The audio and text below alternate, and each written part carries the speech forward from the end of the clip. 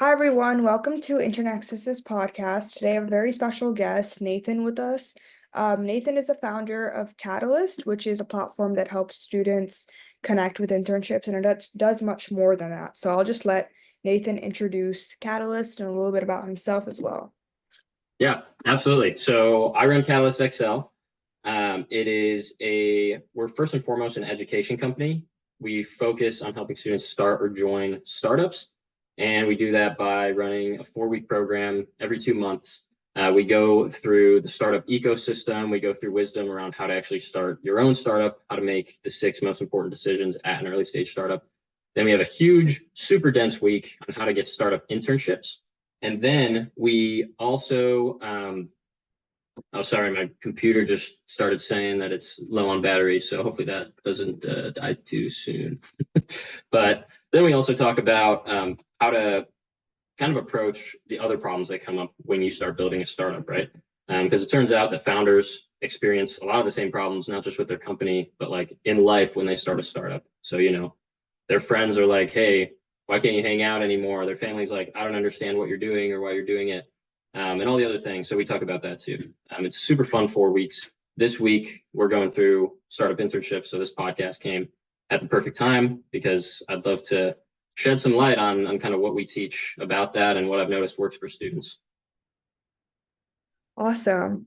And going into startups, why do you think a startup is important, and why did you decide to center your entire, catalyst on focusing on startups or internships specifically? Um, and have you had any of your own experiences with internships, and what have you gained out of that? Oh my gosh. There's so a lot of answers to all of those questions. First of all, the importance of startups. First and foremost to me is responsibility. I think the best way to grow our career, to grow ourselves, to do impactful work, to be fulfilled by our work is to take some real responsibility for something that we genuinely care about. And at startups, you put yourself in a position to do exactly that. If you find a startup or if you start a startup, um, that's very aligned with your values, your passion, and your purpose. And so I think that applies to both startup internships and starting your own, like I said. And that's why I'm so big on this. And not to, bash internships at big corporate companies, but when you're 100 levels below, the actual leadership making the big decisions versus when you're maybe 1 level below, or when you are the leadership making the decisions, you just have to make impactful, difficult decisions much more often. And it forces you to learn more, and it forces you to, like I said before, do work that actually like means something. So that's why I'm like so big on startups, why I started this company, why I help kids break into this. I say kids, but college students. And so the next what was the last point you asked? Because I definitely had some points about that. Yeah, so the last point I asked was, have you had any of your own experiences that kind of fueled Catalyst, and what have been the greatest experiences you've had like in an internship that you've tried to incorporate in your own startup? Yes. So it's a great question, and it's a long story. So my first kind of experience in startups in general was a VC externship. A lot of students do it. It's called like the HP Tech Ventures Corporate VC and Business Analytics Remote. You probably know exactly what I'm talking Yeah, exactly. about. I know. Yeah. Yeah, a ton of students do it. So I did it, and I was just like, I was way too into it. I was super interested in everything they were teaching me, everything about startups, VC, just the ecosystem overall. It was definitely challenging because it's a deal sourcing externship, and most of the companies that you find that you want to deal source have already been found. So that's just like a quick caveat if you're thinking about doing it. Like it's and for all the students listening, if you're thinking about doing it, it's like almost impossible to find something that wasn't already found. But anyway, I was super into it, and kind of went to the next level to try to source a company that I really thought could be a fit, by reaching out to a bunch of founders, seeing if I could get them on the phone so that I could actually get information about their company to put in a pitch deck and present it to the partner at HP. And so I got in touch with one guy. His name was Jeb Hurley, super cool guy. Wrote this book about like leadership and team dynamics, and started this company to help people like measure trust within a team and measure like how well the team is being run and just the team dynamics overall. Super smart guy. And so we got on a phone. I got the information about his company. I presented about it.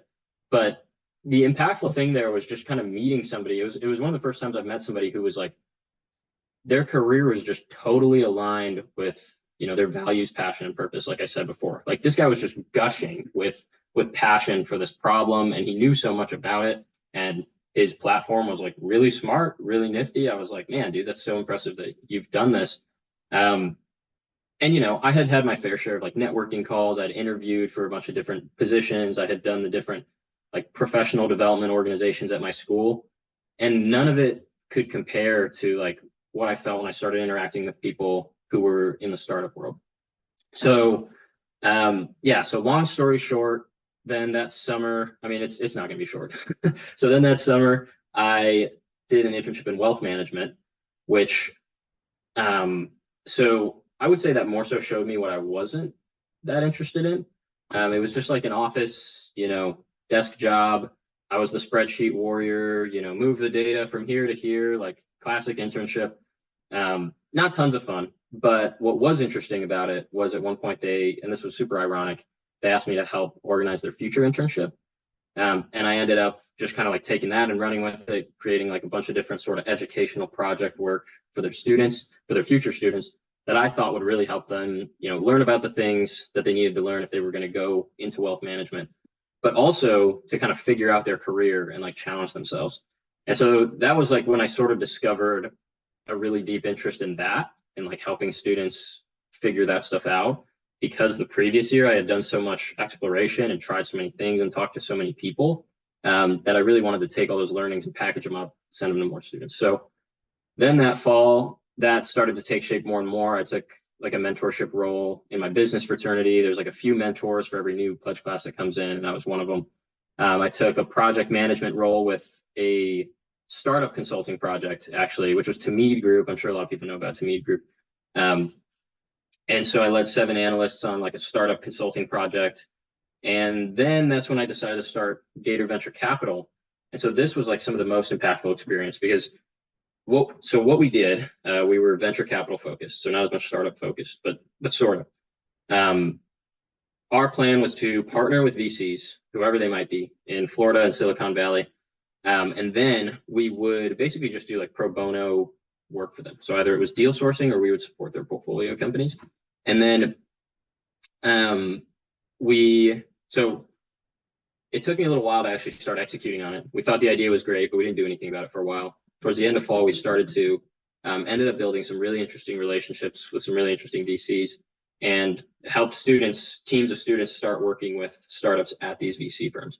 And so that was when I started to see like how much students love doing that and how much it like changed their perspective in terms of just work in general, and like how much more fun it was and kind of fast paced. And just, it was my first experience helping other students do this whole startup thing, do this whole venture thing, startup ecosystem, getting involved in the space in general. And again, I saw the same effect that it had on me, which was like, whoa, these people are so passionate. Like this whole thing is so different than what I know in like the whole suit and tie corporate world, like I want some of that. So then it would like motivate these students to start like really getting serious about entrepreneurial stuff. So, man, okay. So the question was, have I had internship experience that kind of shaped this? So I did want to say like those things, how those experiences all together showed me like startup stuff is more exciting than most other things. Then I actually worked at Techstars. So this wasn't technically an internship. Technically, I was an associate. This is like a super long story. It was a perfect job on paper. I was a little bit skeptical about going because I was very like into building Catalyst at the time. So this was almost a year after what I was just talking about. And so I went. The job ended up being like pretty much what I expected, which wasn't great. It was, especially when I was building Catalyst, it was like very not flexible. Not much time to work on my own startup, which was a little ironic coming from Techstars. But anyway, ended up leaving that job early. So that really solidified my kind of take of, there's just nothing better than building your own thing or getting involved with somebody else who's building their own thing. Getting a very structured job where everything's very delegated. The work isn't as interesting, as fulfilling. You don't have as much responsibility. In my experience, 10 times out of 10, it was not even close to what I felt like building my own thing. So that taught me a lot about, what is, like I said, fulfilling in internships, and then also what I should help students find in internships and what I should make sure they avoid in internships. And so all of this started to take shape more and more so through Catalyst and what we do there. So hopefully that answers that question. Very detailed and, honestly, very insightful answer. Um, and kind of beginning the search for startups as your first internship, maybe. Uh, Mhm.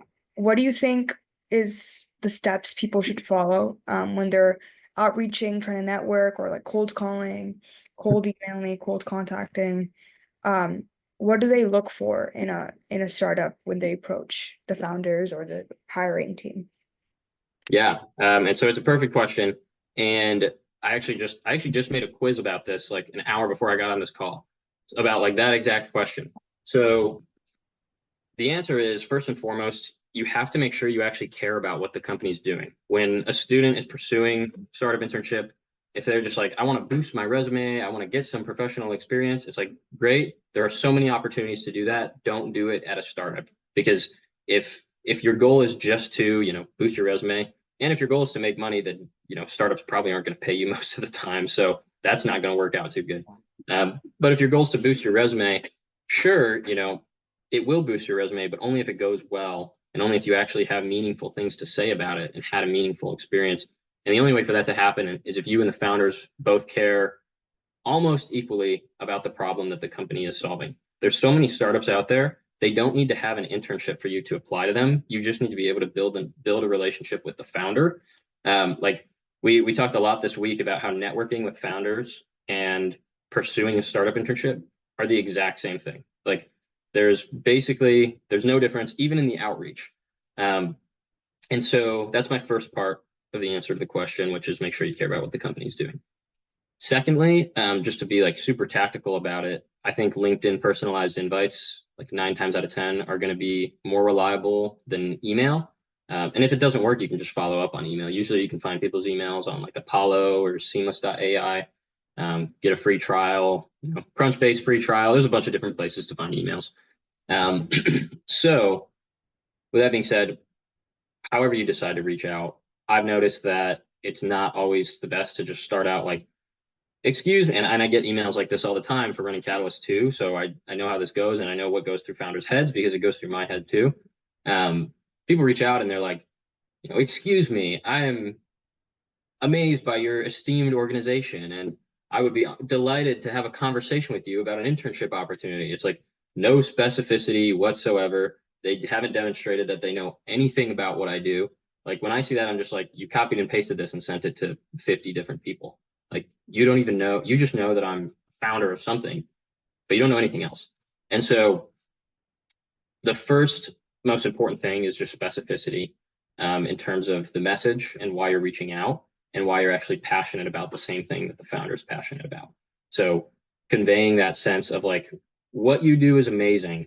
I feel really close to this problem because of XYZ I've experienced in the past, whatever. Um, I would love to get on a call and just hear about like more about your approach to solving this. Like I'm a student, I'm trying to learn, I'm interested in entrepreneurship, maybe pursuing it as a path. I want to hear more about your journey. It's all about building the relationship. It's not about getting a job. If you come out swinging, trying to get a job, they're gonna be like, you're just reaching out to get a job, like whatever. And most of the time, they're gonna be like, we're not hiring interns anyway. But if you reach out with the purpose of, I just want to learn more about you, and then they really, really like you, and then you're like, I'm kind of looking for internship opportunities. They may be like, oh, well, I'm sure we could find something for you to do while you're here. So yeah, I could talk about this topic all day. It's all for the people in the podcast. The essay that we use in Catalyst's curriculum about this is actually free on the internet. It's called A Student's Guide to Startup Internships. It has answers to like all questions in startup internships. So super long, but if you have like, I don't know how long it takes to read, probably like 30, 40 minutes. But if you have that amount of time, I would totally check it out. So, I actually read your article on like a student's guide to startup internships, and I found one point very interesting that startups do they typically need people who are very experienced in a certain field. So whether like there's so many aspects of, creating a startup. There's like the design team, there's a marketing team, there's a outreach team, there's a development team, and there's a a team that, maybe like a finance team that looks for investors, right? So many different facets within a startup. And when you're interning there, you might not focus on necessarily one aspect. You might be all over the place in terms of the tasks you need to do. So how do you, if you're like a college student like me, for example, someone who just like doesn't have that much experience as someone else who might have 20 years of backing behind them in like computer science, for example, um, how do you make sure you're on the same like playing field where you can contribute as much as you can without knowing too much in that particular field, especially because the startups would need someone who's very experienced in a particular field so that they could like actually have meaningful impact. So how do you kind of balance your interest with the fact that you might not have as much experience? That's a really good question. I think so. I think first of all, if you're smart and you have time and you can convey those two things to the founder, and they like you, then they'll trust that you can provide some value to the company. And usually maybe that can come down to having your own ideas. Like if you say like, hey, I have time to like explore this new marketing channel for you guys. I know you guys are focused on XYZ, your schedules are full, but I think this could present a really good opportunity. I have time to check that out if that could be worth something to you. And usually if you pitch like your company's going to do more when I'm there and you're not going to have to tell me too much about how to do it, then they're going to hire you. Um, what you said about kind of needing skills and how startups do need like more, I guess, valuable talent, like concretely valuable talent to their startup. So it's definitely true. Um, but it's mostly true if they're paying the person. So like they need to be really, really, really smart with their money. And so hiring a student who doesn't have tons of concrete skills, just to be completely honest, probably doesn't make much business sense for them. If you don't need money though, you have a lot more like room to basically like I don't if you don't need money, I don't think your chances are much lower than somebody who does need money but also has like a lot of skills. So your likelihood of getting the internship, I think it comes down to your skills and it comes down to how much they like you, how much they believe in you. And so like if you have like just this much skills, but they just love you, like you had a great call, you guys get along really well, maybe you're like from the same place or you went to the same school or whatever it is, then they're going to be like, oh yeah, come and work with us. Now, if you don't have money or if you don't have skills that they're convinced their money is going to like concretely return to them, then they're less likely to pay you, but they're not less likely to hire you if they really like you. Um, so yeah, hopefully that answers that question. I think that in general, I mean, with these things, it's always smarter to think longer term than shorter term. In a perfect world, everybody could be paid for this stuff. But if you don't have tons of concrete skills, like it doesn't always make sense for the business to pay you. Now, with that being said, one of our most successful kind of startup interns from the past, so she reached out to the founder of a company who he came and guest spoke at one of our sessions. She reached out to help with marketing. They started talking, she started helping with marketing. Then she got super involved into like the operations of the company, started coordinating with like everybody on the team, was like the point person for so many different things. And now she's getting paid pretty well. Because she built those skills through the experience. So everything's just an investment. You're not going to know how to do anything at first, and you just kind of have to do it to learn. And demanding money doesn't always make sense because they can't always pay. Corporates can afford to pay people who aren't going to return anything to the company yet because they trust that that person's going to return it later. Startups can't afford it. So hopefully I mean, just to give like, I guess, a more transactional business perspective of how this works, hopefully that sheds some light there. Yeah, I think that was a very interesting point. Um, and then kind of going off of the point you made about like networking and like marketing, I Mhm. personally find that is one of the hardest parts of like starting any initiative. Hardest parts is getting the people that you want to respond to you or getting them to give a positive response or just getting them to show interest, especially if they're kind of up there and they have so many tasks, so many things that they do. And if you really want that person to see what you're doing, it's hard to get their attention. So what do you think is like the best way to go about that? Because I know even for your venture, you must have reached out to hundreds of startups and you probably didn't hear back from a lot of them. So from the ones you did hear back from, what do you think were the some things that you did right and made your case stand out to them? So I think when it comes to networking with founders in general, so like I said, networking for the purpose of getting jobs. So networking for relationship building and networking for the purpose of getting a job or an internship, basically the same exact thing. So yes, I have reached out to tons of startup founders in the past. I mentioned before we started recording that at one point I was kind of running a different style of business. And at that point, startup founders were actually the customer. So I reached out to a lot of founders for the purpose of sort of like a customer interview thing. But so that was pretty successful, but it was like under very different context. You know what I mean? So it was like, hey, I'm trying to learn about XYZ. Would you be open to a call? And the thing is, startup founders reach out to a lot of people like that too. So they're like, oh, you know what? I ask so many people for this. This guy's asking me. Like, it would make sense if I kind of pay it forward and help him out too.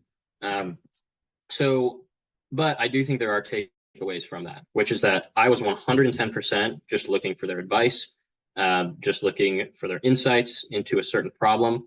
I made it clear that they could actually help me with what I needed help with, because that's a very important thing. Is like you want to make it clear like what you're actually going to talk about and their place in it. So I think a lot of people fall into the trap of thinking like you have to tell the founder or like the person that you're networking with exactly what they're going to get out of the call.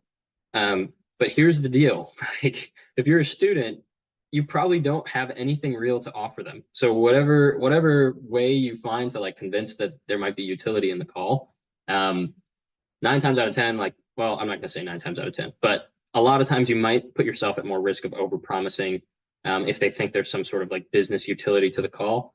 The best thing that you can do is basically make it clear that like, you're a student, you want to learn about XYZ, you're trying to do this thing, and like these are the barriers in your way, maybe. You've looked at this person's background, you've looked at their posts, you understand what they're all about, and you understand that if you could just have a conversation with them and ask them some questions, they would be able to help you with whatever it is that you need help with. And so I think it's actually not as much about making it clear what they get out of the call, but making it clear what they can give you and what they can help you with and provide in the call. Because the right people and the people that you want to talk to and the people that would potentially hire interns are going to be people that are willing to help, a curious student with reach their goals, essentially. And so this is kind of like a good filter for who you might want to work with anyway. Like if people don't reply, it's like, great, those aren't the people that you would want to work for because they're not interested in helping you. So ask for help, say, make it clear, like I said, kind of where you're at. This is hard to do in 300 characters, but as well as you can, kind of make it clear like what you're aiming towards, why your knowledge or your resources aren't enough to kind of get you there right now, but why this person could really help, and like why their knowledge, their resources could go a really long way. Then they'll be like, oh, you know what? Like I got 30 minutes. If it's going to help you this much, like absolutely, let's hop on a call. And so that's where like the relationship starts. And they love to see the initiative. They love the curiosity. They love talking about themselves. Like founders generally think they're like the best people ever. So if you can just like agree with them on that and like go into the call and say like, hey, you're the best. Tell me about that. They're going to be like, sure. So hopefully that gives some insight. Yeah, definitely. And I can definitely attest to that because in Austin we have this I guess it's like a community called Capital Factory where we have hundreds of startups. They all work together in one building. It's actually an Omni Hotel and they have so many events like every week. So I actually went to an event like that and got to meet like hundreds of startup founders and they were like pitching. So I think all the points you made about kind of relating to them on a personal level rather than just showing you're interested in, some you're interested in more of like one aspect of what they're doing rather than who they are as a person. I think that just shows you're very genuine and it make them a lot more willing to work with you. So great insight on that, honestly. And Um, I'll add one more thing too, is like one thing that helped with me was like I would reach out to people when I was reaching out to a bunch of founders, mostly people in the Techstars network, because I had worked at Techstars before. Mhm. Even though, like I said, I did leave that job, but Yeah. nobody really cared. We had all, we all had a connection to Techstars, so I'd reach out to Techstars people. And just by like seeing that on my LinkedIn, or maybe there's like a little thing on your LinkedIn that says like we both went to Techstars, or if Mhm. you reach out to like your school alumni, it says like you both went to, for in my case, University of Florida. They're so much more likely to reply. And if you can put that in the message first, like, hey, great to see someone from UT Austin. Um, Great to see somebody from whatever school doing big things. And they're like, oh, this person probably goes to my school. So that drives up the likelihood they'll reply like tenfold. So if you can start with that filter of like people you're even tangentially connected to in a way that you can specify, that goes a super long way. And you kind of mentioned that in your last point. Yeah. And when you're managing a team, as big as Catalyst, what are some things that you've learned about communication and like collaboration and correspondence? Um, have you used any specific workflows or any sort of platforms that you feel are really helpful for managing a big team, or any sort of practices you've kind of made it clear to everyone who's in a cohort or in on the team that we need to follow these things? So yes, a few different things. So when it comes to, so there actually is a section in the Student's Guide to Startup Internships about correspondence and workflows. So basically, one thing about correspondence is like you have to make sure it's established early on. Like you have to make sure that the cadence for when you're going to meet and who you're going to meet with, and what the purpose of all those meetings are going to be for the next, however many weeks or duration of an internship, like a startup internship, um, is you have to establish that cadence as early as possible. The thing is like so I always say the first week is like the make or break period of anything. Like when we run programs in Catalyst, like the first week, if the students didn't have a good experience, I guarantee they'd probably be like, screw the rest of the weeks. So we really treat that first week as the opportunity to like show them, what we're all about. And it totally translates to internships too. And it's translated to the internships I've had where like people go in with a lot of excitement in the first week. Students and employers or founders alike, everybody's like, whoa, this is going to be such a great opportunity. And like, I'm going to do so much impactful work. And this startup is so cool. And like, my life is about to change. And, you know, the founders are like, this kid's going to kill it. And then like the second week comes around and everybody's like, wait, what do, like, what am I supposed to do again? Like, are we meeting again? Do I have any projects that I'm supposed to be working on? How Yeah. should I even reach out? Who's the main point of contact that I'm supposed to talk to? So correspondence and workflows both, and I'm mostly talking about correspondence right now, need to be established in the first week, 100%. Uh, so when we talk about workflows, I think there's a lot of different tools for like project boards and like, not started, started in progress, or I guess started and in progress are the same thing. So like not started, in progress, done. Um, Workflow kind of task managers that do that go a really, really long way. I've used Notion in the past, which goes a long way of like, it's like a glorified to-do list, right? And you can just say like, I'm doing this right now, or I'm done with it, or I haven't started it. And you can add some labels to those sorts of tasks.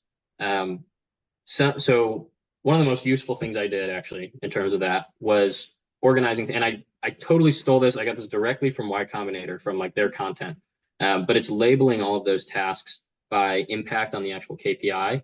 So like if KPI is revenue, right, of a company, how much does this actually tie to revenue if we get this done? How long is it going to take, and how just complex is it overall? Um, and when you start to map that out, you can see like what's actually a priority because startups have this horrible plague of doing a ton of stuff that doesn't matter before they start doing the stuff that does matter. And I can definitely attest to this. Like when I started working on Catalyst, I had no idea what I was doing. I spent my whole summer, I took my whole summer to work on it. I don't even know what I did. Like I mean, we did some productive things. We ran cohort one, but cohort one kind of ran itself towards the end. Um, I didn't know how to like productively move things forward. And neither will startup interns and neither do a lot of startup founders. And so the reason to kind of organize projects and have that workflow tracker and prioritize based on like what's actually going to impact the KPI, it'll kind of start to weed that out as soon as possible. So yeah, in terms of what goes best, I mean, it's hard to like say exactly what goes best. What goes best is whatever works for the team. They just need to talk a lot about it and decide right away. Yeah. Because if they don't, it's like you have so I mentioned before we started recording, we used to be like the middlemen for internships. So we would have our students, we would have startups in our network who are almost like clients. This was like a long time ago, different kind of model and everything. And we were like the middlemen between the two. And so the students would sometimes like basically we were kind of backup if anything went wrong.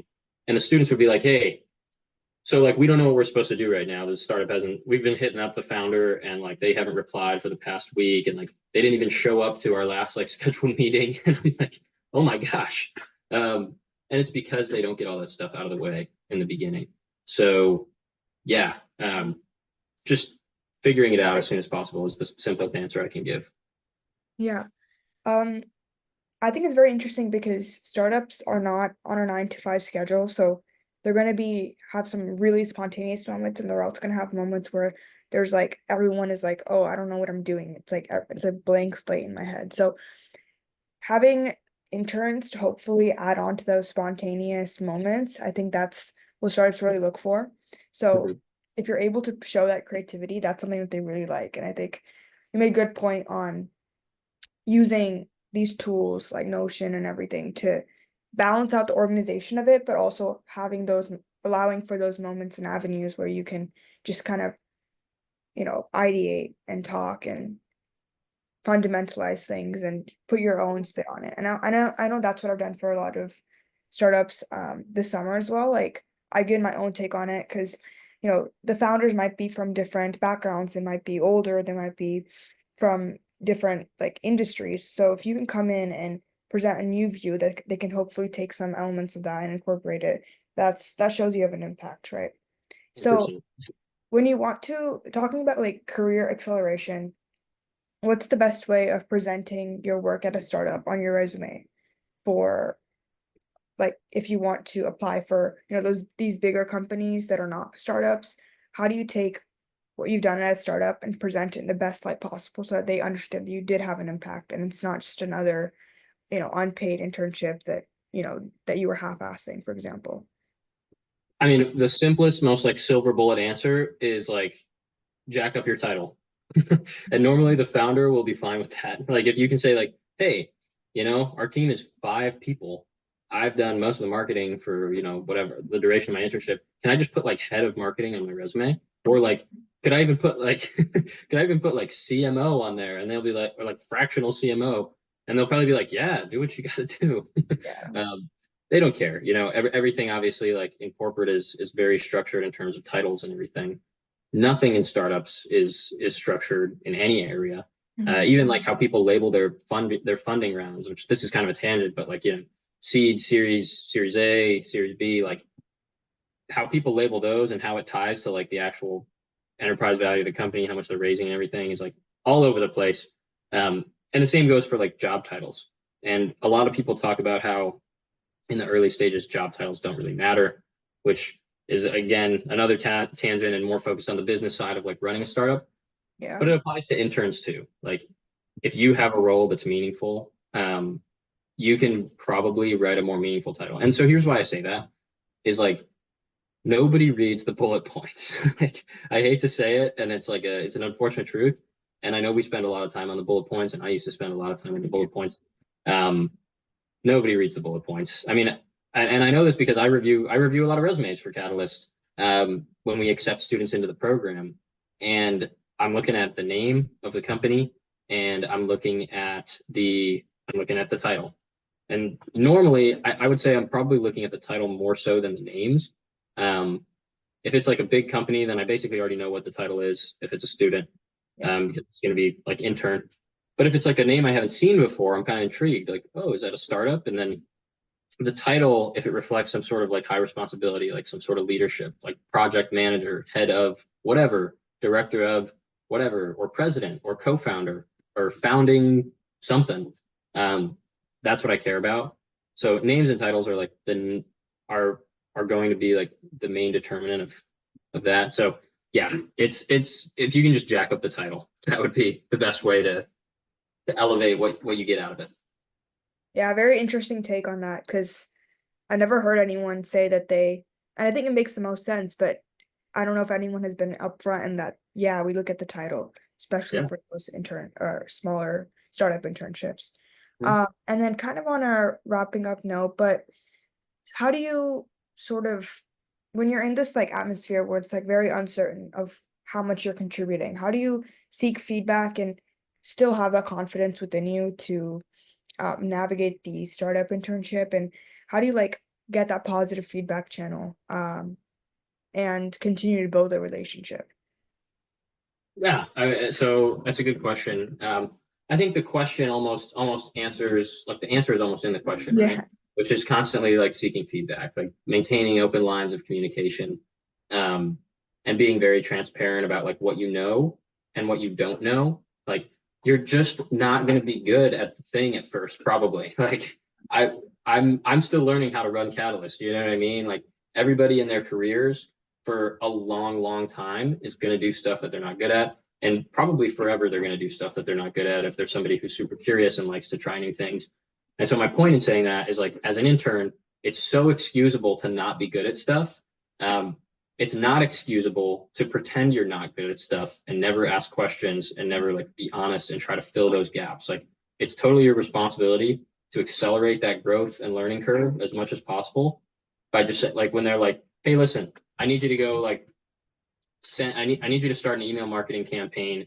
And so I'll still use this example. Like I need you to go start an email marketing campaign. I have like 10,000 emails here and we haven't done anything with them. And so I need you to like send them the first email.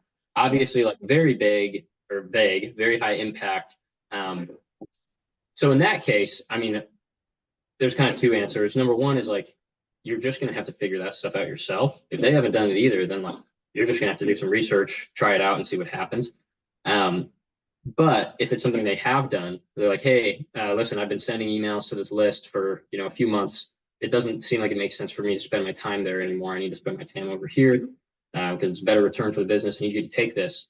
Um, don't just be like, you got it, Be like, okay, we need to have like a 1 hour meeting about exactly what you want for this because I don't want to disappoint you. I don't want to like give you negative return on, the time and effort that you've put into hiring me and having me here. So I feel like there's one other point I wanted to make about that. Oh, um, also in order to make your impact like very measurable, very tangible, it's really important just to measure. So if you can do work that's tied to a KPI of the company, ideally revenue, which is more, I guess I would say that's easier for like people who are more on the business side. If you're more on the product side, it's harder. Uh, but if there's a KPI that you can tie your work to, then it can be really easy to track what your impact is. And not only that, if you can track your impact, then they're more likely to like value you more if you have a big impact, potentially pay you down the line, maybe give you equity even. So yeah. Yeah, very, very good points made there. And I can definitely kind of take that advice and incorporate in my own experiences. And then last but not least, what's been the best experience you've had at Catalyst? What's that standout moment that you're not going to forget? Something you're always going to say, yeah, I did this, I achieved this, this is what happened. Like, a student got this because of Catalyst, some moment like that. Oh man, that's a great question. I mean, this cohort is going great. I'm like, I'm absolutely inspired by everybody in this cohort. I'm inspired to see like what's happened with just the business and company overall. Like this cohort was actually like I would say a pretty big turning point for the company. Mhm. So just to give like a little bit of context around what I mean, so there's a lot of behind the scenes stuff that was like up in the air for a while. I used to have a co-founder. That co-founder left. Him leaving was like uh and I say he left like it was totally like professional, all good, kind of mutual agreement to just like work on different stuff. But it still took a little while to sort out. And then once it was done, coming back to Catalyst, there were a lot of things that I thought might be a better opportunity than what we had been doing before. It gave me a lot of time to think. And so that's where this kind of education model came from. And we're still early in running this education model, but cohort four has been an amazing, or yeah, cohort four has been an amazing opportunity to watch it actually take shape in a very real way. So we have about 50 students in this cohort. A lot of them are building their own stuff. A lot of them weren't building their own stuff and now are. A lot of them are like going headfirst at our pitch competition, which comes at the end of it. So it's really hard to say like what the most I guess every time a student comes to me and tells me something that happened as a result of like our curriculum or as a result of somebody they met. And of course, it's like it's 100% because of them, by the way. Like I will not take any credit for these students. Like these students are just phenomenal. Like Mhm. we can find them. But that's the biggest part that we play is finding them and like I guess kind of putting them in the same place. But these students are like all smarter than me. They're fantastic. Um, so it's really every time I hop in a call with the student and they tell me, first of all, they ask great questions. These kids are just so smart. But then they tell me like something that happened as a result of the program, kind of like you hinted at before. Some kids are like, yeah, I actually just met this kid and we're gonna like work together and now we're gonna be co-founders. Like, that's crazy. Or they're like, yeah, I didn't have an idea, but then in the first workshop, we went through like the startup idea framework, and now I think I got one that I want to like actually go all in on. Or like, yeah, I just connected with so and so who got me in touch with so and now I'm going to intern at that company. So it's just all the success stories. A lot of them are actually on our website, but that's kind of the best answer I can provide. Is like it's the little things. Yeah. Yeah, Yeah. and I mean you do a lot of the work in making the students be in the right place at the right time, I feel like, Sure. in order to come up with these brilliant ideas and really take off. So, once again, thank you so much, Nathan, for this podcast. There's been so many insights. Just a very refreshing look on startups through the lens of internships and so much more. Very inspiring things going on at Catalyst. I'm very interested to keep up with it and see how that goes and how much it takes off and all of the students and the startups that are going to come out of it. So very inspiring things. And thank you guys for watching the podcast. Stay tuned for all the other podcasts we have. We have very exciting things coming. And if you're looking for summer 2025 internships at startups or at other companies, be sure to check out Internexus. We have so many on our platform. Once again, thank you so much.